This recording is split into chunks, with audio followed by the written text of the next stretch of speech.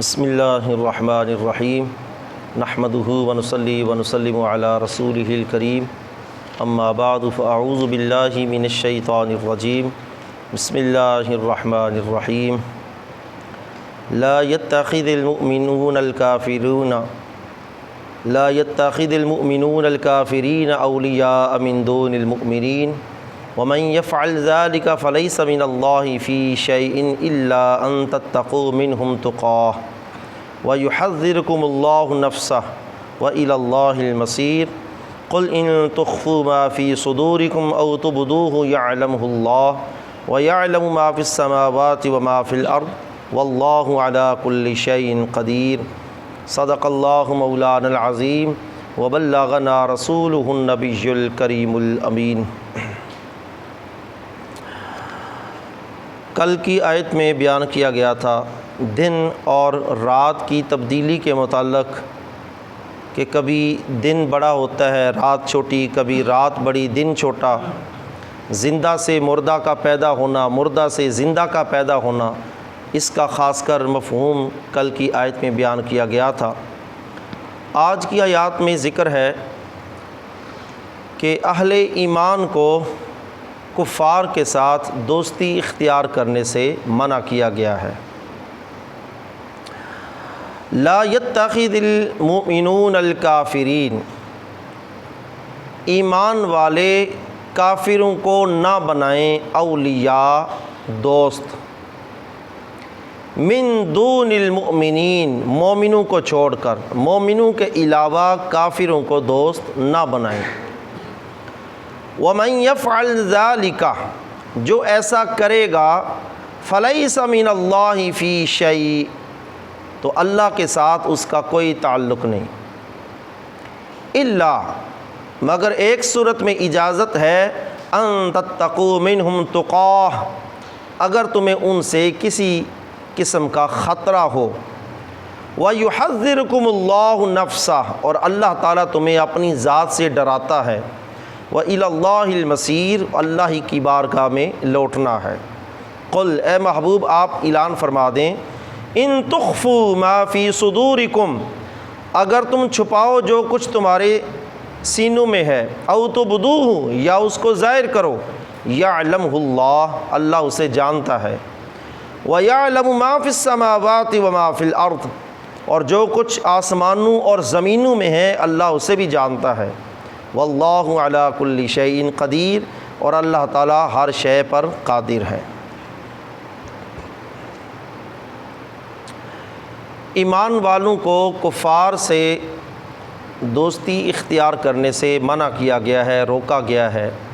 اس کے علاوہ بھی دیگر مقامات پر بھی اللہ تعالیٰ نے ارشاد فرمایا، لا تتخذوا الیہود والنصارى اولیاء، وہاں تو کفار کا نام لے کر اللہ تعالیٰ نے منع کیا، لا تتخذوا الیہود والنصارى، یہود و نصارہ کو اپنا دوست نہ بناؤ، کیونکہ غیر مسلم کبھی بھی مسلمان کا خیر خواہ نہیں ہو سکتا۔ وہ کوئی بھی معاہدہ کرے، کوئی بھی وہ مسلمانوں کے ساتھ دوستی کی صورت میں کوئی بھی ان کو لالچ دے، وہ اپنے وعدے کے اندر ہمیشہ جھوٹا ہی ہوتا ہے، سوائے نقصان کے کافر کی دوستی سے اور کچھ نہیں مل سکتا۔ لا يتخذ المؤمنون الکافرین، ایمان والے کافروں کو دوست نہ بنائیں۔ اولیاء ولی کی جمع ہے، ولی کا ویسے تو ولی کے کئی معنی ہے، قریبی، مددگار، دوست، یہاں دوست مراد ہے کہ ایمان والے کافروں کو دوست نہ بنائیں۔ اس آیت کا شان نزول یہ ہے، ان جماعت الیہود یصادقون من جماعت الانصار، یہودیوں کی ایک جماعت نے، ایک گروہ نے انصار صحابہ میں سے کچھ لوگوں کو اپنا دوست بنایا، ان کے ساتھ دوستی کی، لیفتنوہم عن دینہم، اور دوستی کے اندر ان کی نیت کیا تھی کہ ہم ان کو اپنے دین کے معاملہ کے اندر فتنے میں پھنسائیں گے، فتنہ فساد ان سے کروائیں گے۔ دینی معاملات میں ان سے ہم فساد کروائیں گے۔ اس نیت سے انہوں نے ان انصار صحابہ سے دوستی کی۔ وقال رفاع بن المنذر وعبد اللہ بن جبیر وسعید بن حیثمہ، ان تین صحابہ کرام نے، رفاع بن منذر، عبداللہ بن جبیر اور سعید بن حیثمہ، لِأُولَٰئِكَ النَّفَرْ مِنَ الْأَنصَارِ، ان تین صحابہ کرام نے ان انصار صحابہ کرام سے کہا اجتنبوا هؤلاء اليہود، ان یہودیوں سے بچ جاؤ، ان یہودیوں کے ساتھ دوستی نہ کرو، ان سے بچو۔ وَاحْذَرُوا مَلَازِمَتَهُمْ وَمَبَاطِنَتَهُمْ، ان سے میل جول بھی اپنا چھوڑ دو، میل جول ان سے نہ رکھو۔ کیوں؟ لِأَلَّا يَفْتِنُوكُمْ عَنْ دِينِكُمْ، تاکہ وہ تمہیں تمہارے دینی معاملات میں کسی فتنہ کے اندر نہ پھنسا دے، لہٰذا تم یہودیوں سے جو دوستی چھوڑ دو، ان سے اجتناب کرو۔ فَأَبَا أُولَٰئِكَ النَّفَرْ، انہوں نے اس بات سے انکار کر دیا، إِلَّا مُلَازَمَتَهُمْ وَمَبَاطِنَتَهُمْ، انہوں نے کہا ہم تو ان سے میل جول رکھیں گے، ان نے انکار کیا۔ تو اللہ نے اس موقع پر اس آیت کریمہ کو نازل کیا، لا يتخذ المؤمنون الکافرین اولیاء، کہ ایمان والے کافروں کو اپنا دوست نہ بنائے، من دون المؤمنین، مومنوں کے علاوہ، کہ مومن کی دوستی مومن کے ساتھ ہے، کیونکہ ایمان والے کے ساتھ دوستی ہوگی اور اس کے اندر جب رضائے الہی ہوگی تو ان کا آپس میں اٹھنا بیٹھنا بھی اللہ کی بارگاہ میں قابل قبول ہوگا۔ اور ایمان والوں کی جو آپس میں دوستی یا آپس میں محبت رواداری ہے، اس کا فائدہ یہ ہے کہ اللہ تبارک و تعالیٰ وہ اللہ کی رضا کے لیے جو دوستی ہوگی، ان دوستوں کو جو رب کی رضا کے لیے ملتے جلتے بیٹھتے اٹھتے ہیں، کل قیامت کے دن اللہ ان کو اپنے عرش کے سائے میں جگہ عطا فرمائے گا۔ اس لیے فرمایا من دون المؤمنین، مومنوں کے علاوہ کسی اور سے دوستی نہ کرو۔ ومن یفعل ذلک، اور جو ایسا کرے گا فلیس من اللہ فی شیء، اللہ کے ساتھ اس کا کوئی تعلق نہیں۔ اب آگے جو جملہ فرمایا الا ان تتقوا منہم تقاہ، مگر یہ کہ تمہیں ان سے کوئی خطرہ ہو، مثلا کہ کوئی مسلمان غیر مسلموں کے ملک کے اندر رہتا ہے، وہاں پر اس کو اپنی جان مال عزت آبرو کا خطرہ ہے، تو اس بنا پر وہ ان سے دلی طور پر نفرت کرتے ہوئے، کراہت کرتے ہوئے، ظاہری دنیا داری کے اعتبار سے ان کے ساتھ میل جول رکھے گا، لیکن دل کے ساتھ دلی طور پر وہ ان سے نفرت رکھے گا۔ الا ان تتقوا منہم تقاہ، مگر ان سے اگر خطرہ ہو تمہیں جان مال کا تو پھر اس میں رخصت اللہ تعالیٰ نے دی، جیسا کہ حدیث پاک میں آتا ہے ان مسیلمۃ الکذاب اخذ رجلین من اصحاب النبی صلی اللہ علیہ وسلم، مسیلمہ کذاب جس نے نبوت کا دعویٰ کیا تھا، اس نے نبی علیہ الصلوۃ والسلام کے دو صحابہ کرام کو پکڑ لیا، قید کر لیا۔ فقال لأحدہما اتشہد ان محمد رسول اللہ، ایک آدمی کو، ایک صحابی کو پکڑ کر اس نے کہا کہ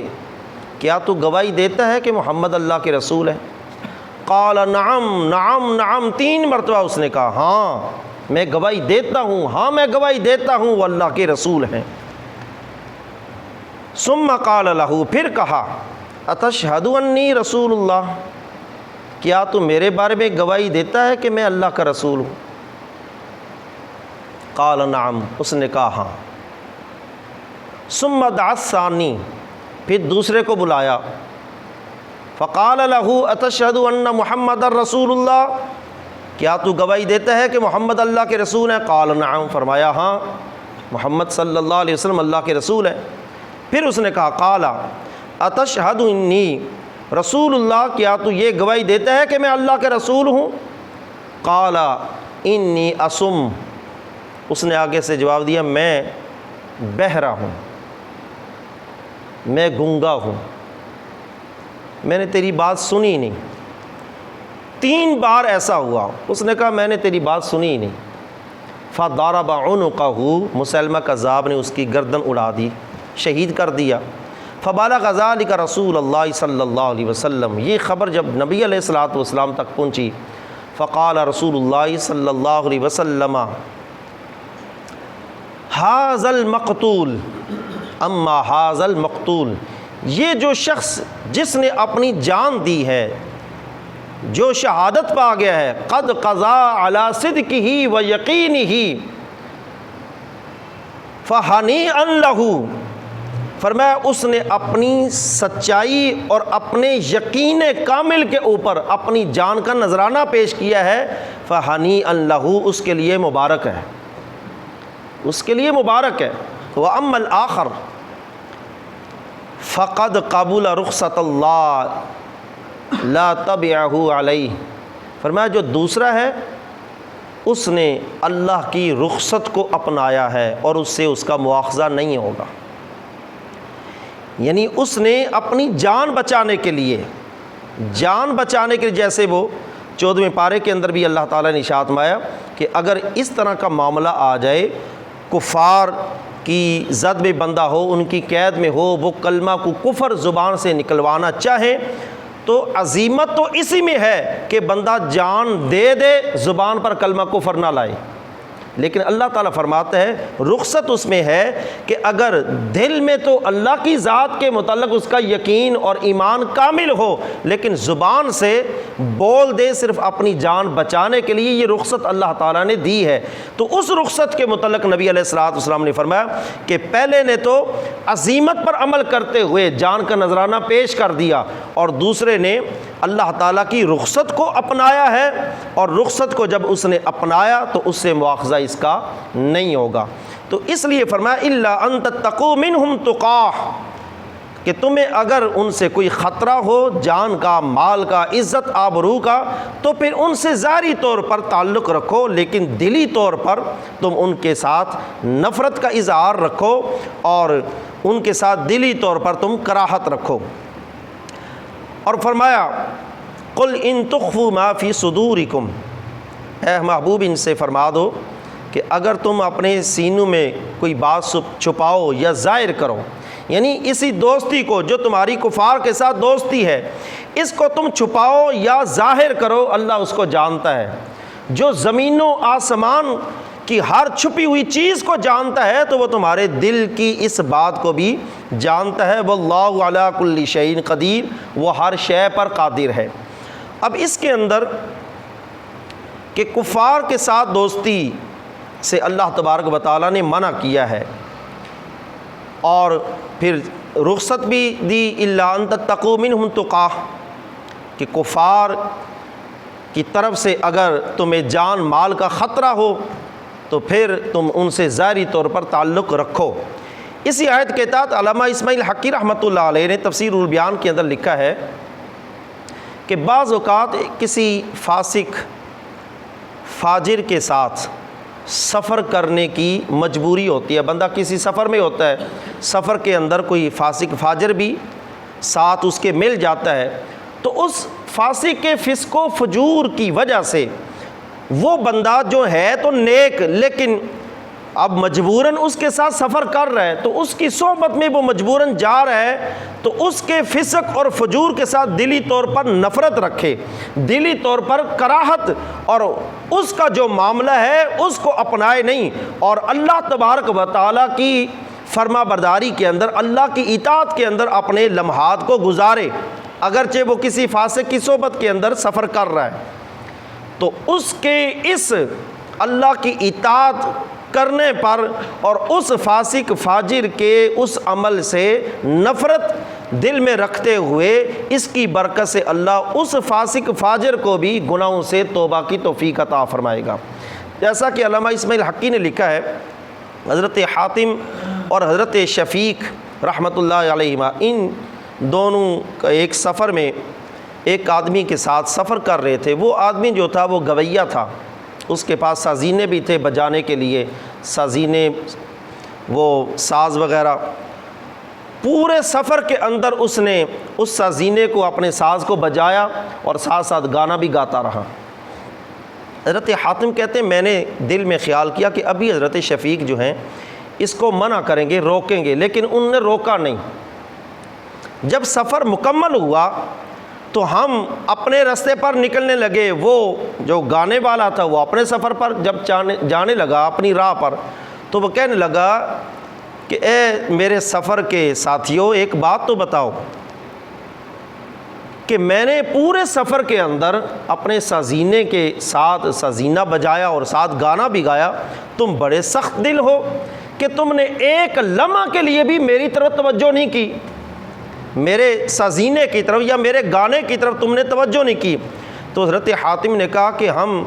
سازینے وغیرہ نہیں سنتے، گانے وغیرہ، گانے باجے نہیں سنتے، تمہیں نہیں پتہ میں حاتم ہوں اور یہ شفیق ہیں۔ تو یہ دو بزرگ اس زمانے کے اندر مشہور تھے، تو جب اس نے نام سنا تو اسی وقت وہ فوراً ان کے سامنے تائب ہوا اور اس نے اپنے ان ساز باجوں کو توڑا اور توڑ کر اب آئندہ زندگی ان کے ساتھ گزارنے کے لیے وعدہ کر لیا۔ تو حضرت شفیق رحمۃ اللہ علیہ نے فرمایا حاتم دیکھ لیا تم نے کہ اللہ والوں کا صبر جو ہے وہ کتنا پر اثر ہوتا ہے، کہ ہم نے دوران سفر اس کے فسق و فجور پر ہم نے صبر کیا، تو اس ہمارے صبر کی برکت سے اللہ تبارک و تعالیٰ نے اس کو توبہ کی توفیق عطا فرمائی۔ تو یہ جو فرمایا الا ان تتقوا منهم تقا، کہ ایک بندہ کافروں میں رہتے ہوئے جب کافروں کے معاملات دیکھتا ہے، کافروں کے معاملات وہ سنتا ہے، تو وہاں وہ مجبوراً اب رہ رہا ہے، تو ان کے معاملات کے سے وہ نفرت کرے، دل کے اندر اس کی نفرت ہے، لیکن وہ معاشی طور پر عرفی لحاظ سے وہ ان کے ساتھ اگر وہ تعلق رکھتا ہے تو وہ تعلق کی اللہ نے رخصت عطا فرمائی ہے، لیکن دلی طور پر ان سے وہ نفرت اور کراہت رکھے، اور اس طرح جب وہ معاملہ رکھے گا تو اللہ تبارک و تعالیٰ اس کے اس عمل کی برکت سے ان کو بھی ایمان کی دولت عطا فرمائے گا، یا وہ ان کے اندر اس نیت سے رہے۔ مفسرین نے لکھا ہے کہ اس نیت سے کفار کے اندر رہے، اگرچہ اس کو مجبوری ہے کہ مجبوراً وہ ان کے اندر رہ رہے، لیکن نیت یہ کر لے کہ کبھی بھی مجھے موقع ملے میں یا تو ان کو اسلام کی طرف کھینچ کر لاؤں گا، یا ان کو اسلام قبول نہ کرنے پر ان کے ساتھ میں جہاد کروں گا۔ اس نیت کے ساتھ بھی ان کے اندر ٹھہرے تو اللہ تبارک و تعالیٰ اس نیت کا بھی اس کو اجر بھی عطا کرے گا، اور اس نیت کی وجہ سے اللہ تعالیٰ ان کو بھی اسلام کی راہ ان کے لیے بھی ہموار کرے گا۔ تو جہاں منع کیا گیا مومنوں کے کفار کے ساتھ دوستی نہ کرو، آج کے دور کے اندر مسلم ممالک جو ہیں وہ دوستی تو ہے ہی بہت چھوٹی سی چیز ہے، مکمل وہ کفار کے زیر اثر ہے، کافر مسلمانوں پر حاوی ہیں اس وقت، حکمرانوں کے اوپر، عوام کی بات نہیں، تو عوام ظاہر ہے حکمرانوں کے تابع ہے، تو حکمران جو ہمارے ہیں ان پر وہ غیر مسلط ہیں، کفار مسلط ہیں، عجیب و غریب قسم کے قوانین وہ بنے ہوئے ہیں، اقوام متحدہ کے یا دیگر قوانین بنے ہوئے ہیں، ان قوانین کے تحت یا کئی پالیسی ہیں، قرضہ کی پالیسی ہے، کوئی پالیسی ہے، اس طرح کے بہانوں سے وہ مسلم ممالک پر حاوی ہیں، مسلم سلطنتوں کے اوپر ان کے احکام جاری ہوتے ہیں۔ جیسے ہمارے ملک کے اندر کسی سے ڈکی چھپی بات نہیں کہ کہاں سے حکومتیں بنتی ہیں، کہاں سے چلتی ہیں، کون ان کو چلاتا ہے، اور یہی وجہ ہے کہ ہمارے ملک کے اندر اگر کوئی گستاخی رسول کرتا ہے تو اس کو آزاد کر دیا جاتا ہے، جو اسلام کی بات کرتا ہے اس کو قید کر دیا جاتا ہے۔ یہ وجہ ہے کہ کفار کے ساتھ جو دوستی ہیں ان دوستیوں کی وجہ سے ہم مسلمان ان کے زیر اثر ہیں۔ اللہ تبارک و تعالی ہمیں اہل ایمان کے ساتھ اپنی دوستیاں رکھنے کی توفیق عطا فرمائے۔ آمین۔ وآخر دعوانا ان الحمد للہ رب العالمین۔